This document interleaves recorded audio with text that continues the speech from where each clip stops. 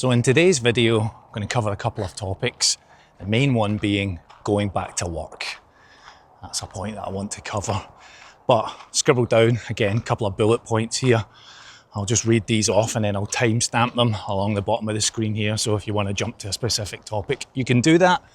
So first and foremost, I'm going to cover returning to work. I'm going to talk about some WASP drama from yesterday. I'm going to talk about a little bit about this week's news of voting from MPs in the House of Commons on two particular topics that I think I just want to touch on. And then I want to talk a little bit about a viewer comment that I read from yesterday's video. And lastly, a little bit of thanks. So that's what's on my phone right now. And just to confirm, this is Saturday, the 21st of June. Okay, going back to work. This week ahead, I'm returning to employment. Now, I'm being a little bit clickbaity with you on that point because it's not a full-time job. It's nothing more than a bit of a guest appearance. In my previous job, worked as a European sales director for an international business. And as part of that job, I was managing multiple European territories, the UK, where I was based, but also I was managing sales teams in Germany, France, Italy, Spain, the Nordics, and the Netherlands. Those were my key regions that I was taking care of.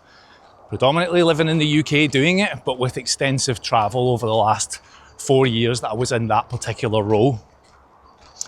And one of those tasks in the UK involved me working with another business, a partnership, and I built up a relationship with that company over 2 years that we were working together.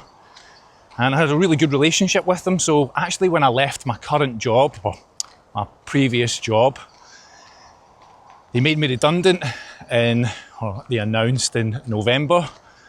And by Christmas, I was then on gardening leave. And then till the end of February is when the gardening leave came to an end. And then around that time, end of February, beginning of March, I had a telephone call from the partnership that I was working with. And they said, "We know you've left your organisation, but we worked really well together. We were wondering if you would like to come and help us with a task for a couple of days and be a brand ambassador or a kind of a figurehead that's worked with the business to talk to potential clients about the benefits of working together." And so at the time I thought, do I really want to be involved in this? I've kind of stepped out of the job now. I don't really kind of want to re-engage my brain on that level with something that I've left behind. But at the same time, I was like, well, could be a little bit of money, which just adds to being able to pay some bills and takes a tiny bit of stress off. So I sat on it for a day, had a think about it, and then I went back to the business and said, look, we've had a really good relationship.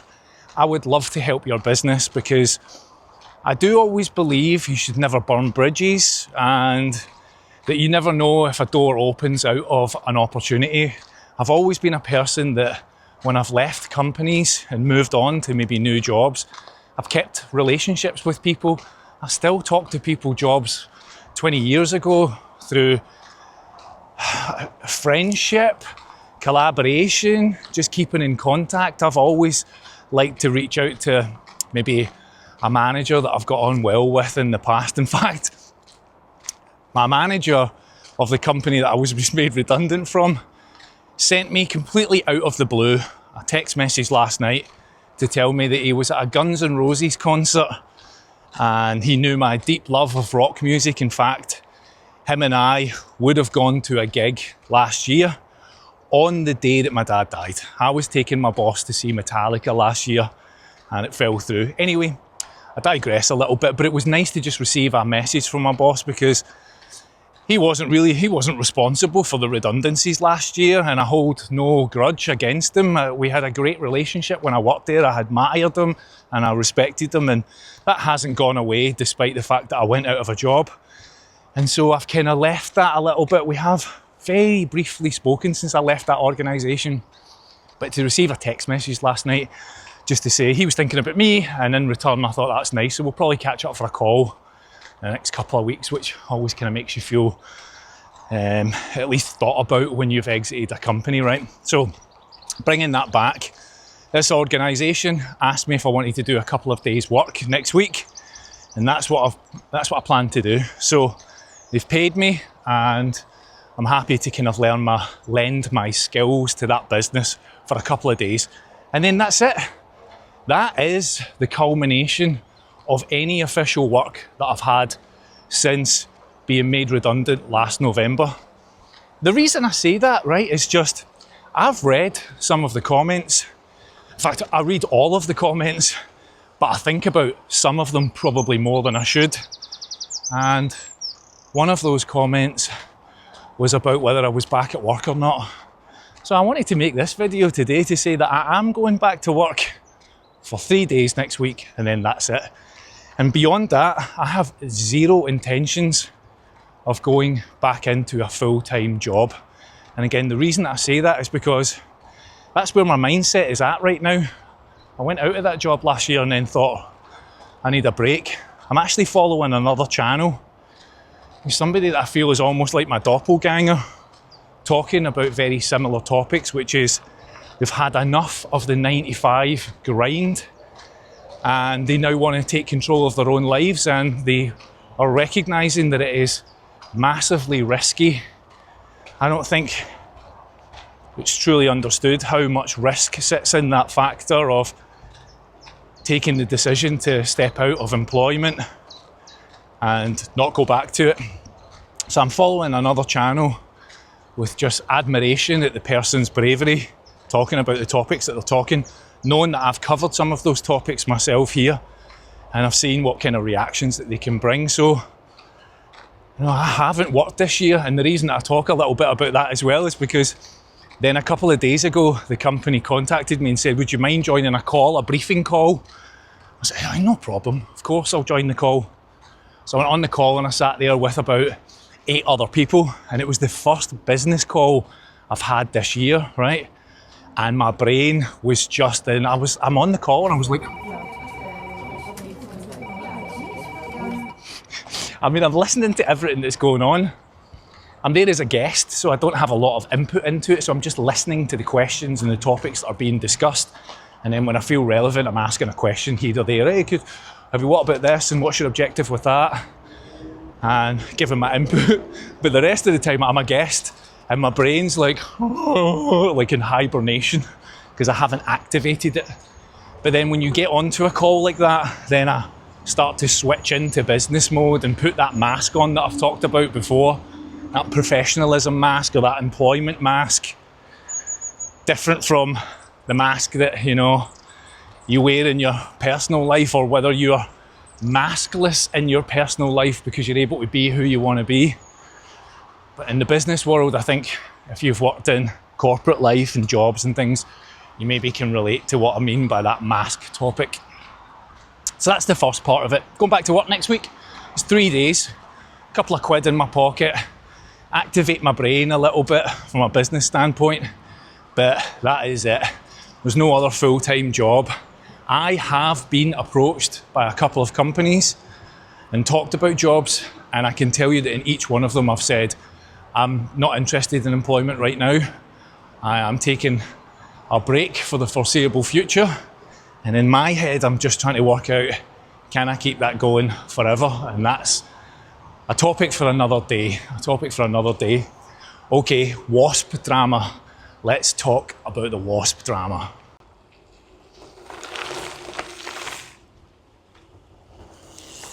So what do I mean by the WASP drama? Well, yesterday I come out for a walk, right? That was like 9:30, I think I showed in the time.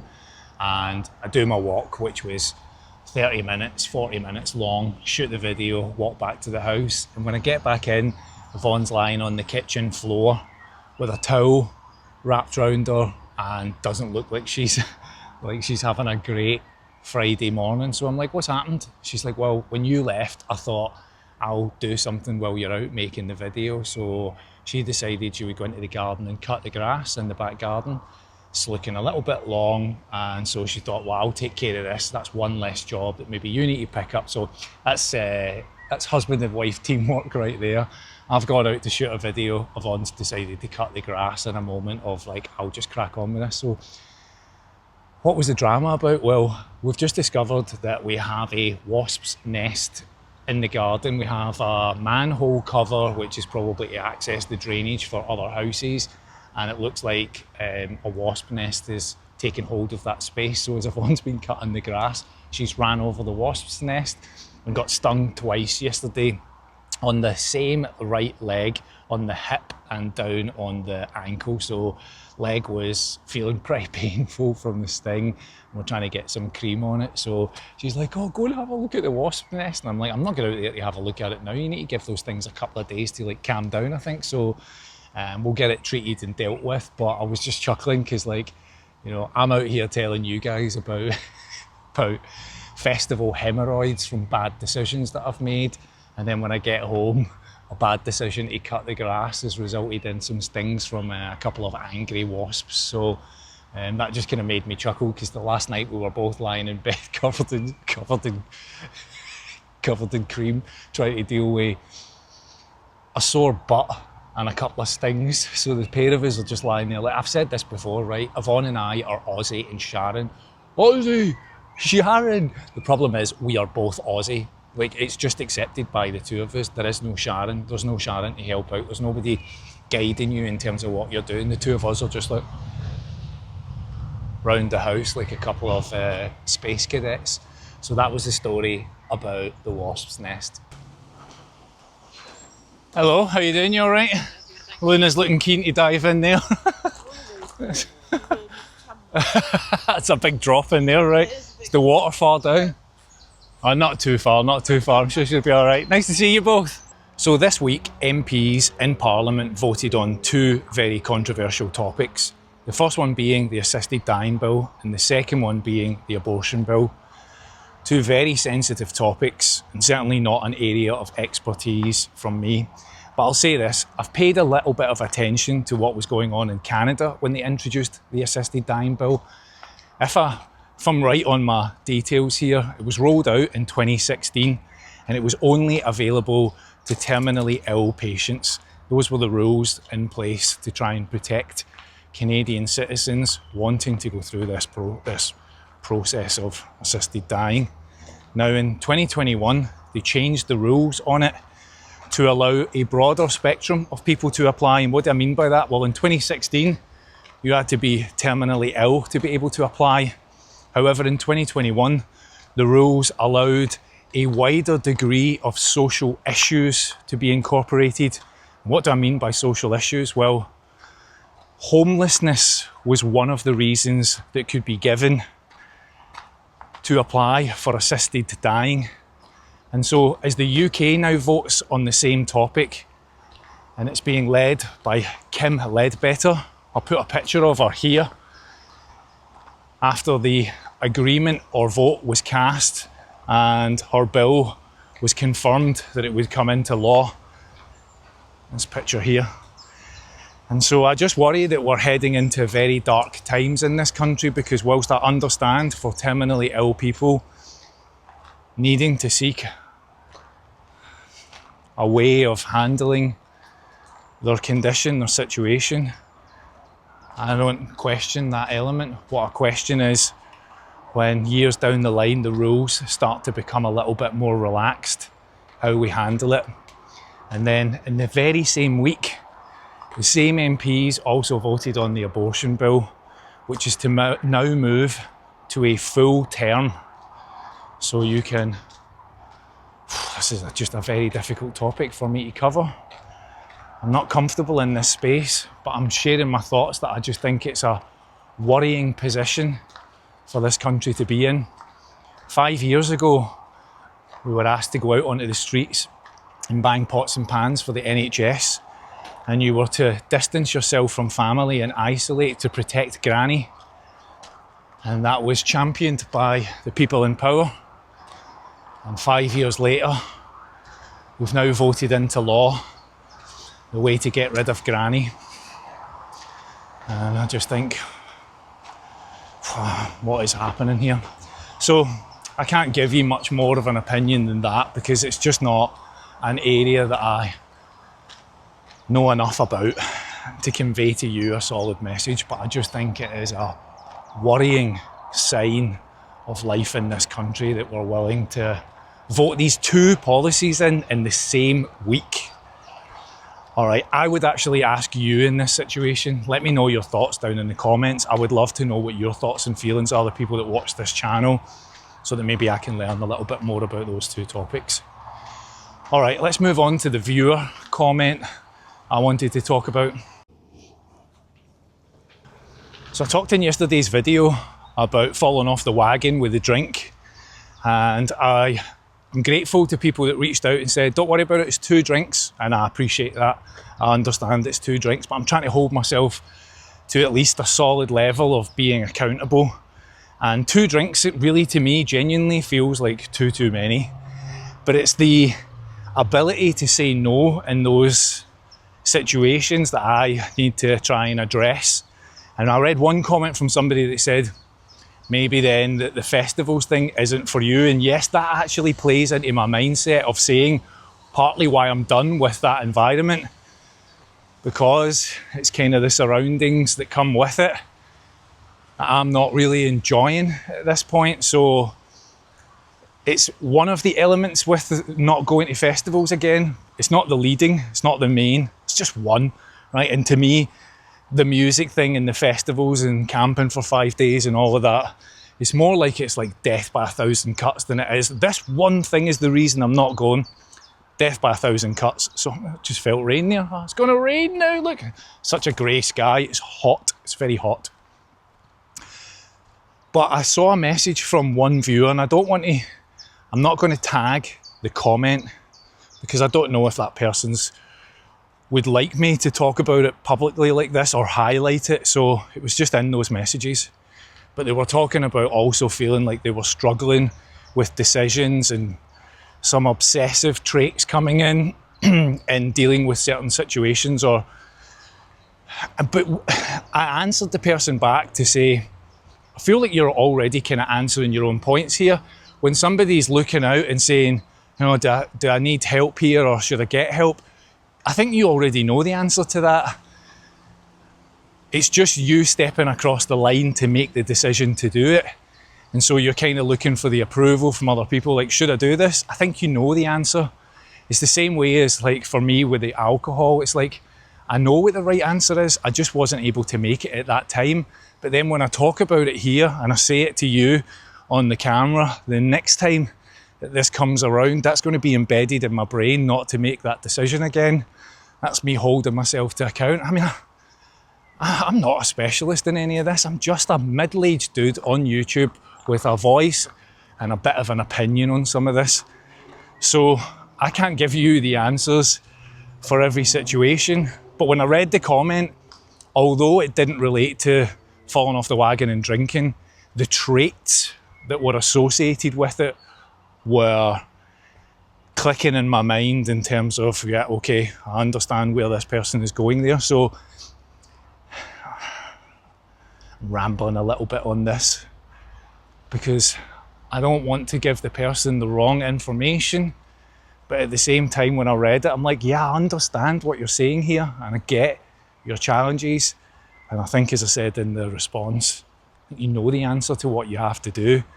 You know that inside your brain, your gut, and probably in your heart. So I wish you the very best to that person. I hope that you can seek out some professional help before you step too far in what you're doing and feel that it's difficult to go back. All right, so let me just close that off at that point. All right, and then in the last topic, just a little bit of thanks again. Now, I saw a couple of messages and around yesterday's topic of the hemorrhoid, the sore butt, and Yvonne has gone off to Boots to get me some proper cream to treat it, to try and get that hemorrhoid to go down in size. because, oh God, it's not particularly comfortable. It's not agony, but it's not particularly comfortable. So we'll get some cream, and she's also getting some cream as well for the wasp stings. So to Christine that dropped me the note about that, I just wanted to say thanks. I appreciate that. You know, it's all too often in the comments, people are just giving good advice, and I do listen. I say that to you genuinely, that I pay attention when people are offering up answers to questions that I'm asking. I had a friend reach out to me about the alcohol thing, and we were talking about going through lockdown period and how much we were drinking. And I would say that was at a real peak for me. I would be leaving the house to go to Tesco's, coming back with bottles of booze. And, you know, we were all just sitting at home doing quizzes with people or Zoom chats. And it's funny how alcohol was still so readily available during that period. You know, we might lock up the normies at home, but let's not take away their alcohol. They might revolt if we do that. I mean, if you remember back to the lockdown period, do you remember when like Tesco and some of the supermarkets, they actually roped off like books and DVDs and things? Like you couldn't go into certain parts of the store because they were deemed as non-essential. So you couldn't go buy like a book in Tesco, but you could go to the booze section, no problem. The booze wasn't really an issue. It was at the height of all of lockdown period, I really knew I was heading in the wrong direction with the alcohol. And so midway through that period was when I took the decision to stop drinking. But it was interesting for a friend to text me and say, oh, do you remember that? And that person was reflecting on it.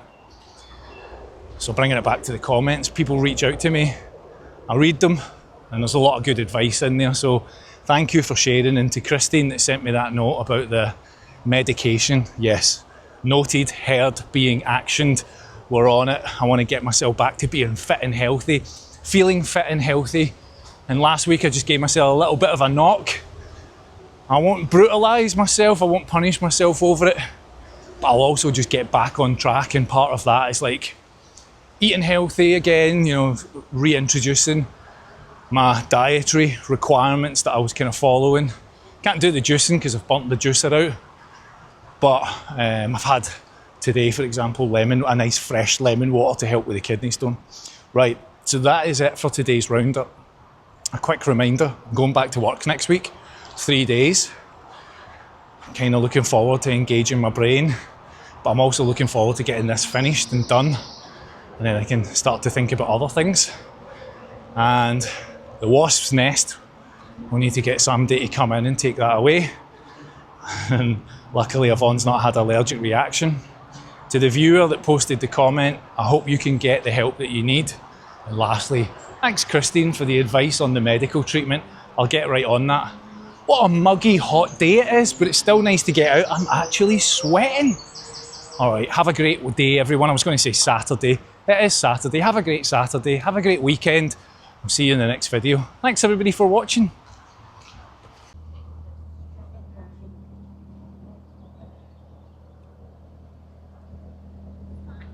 Hello.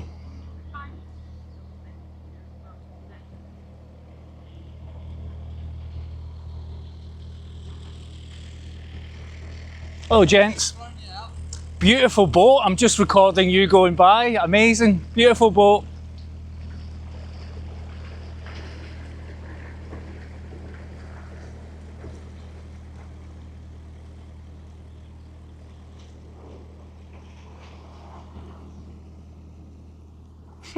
Life on the canal path, eh? Isn't that a way to live? Beautiful.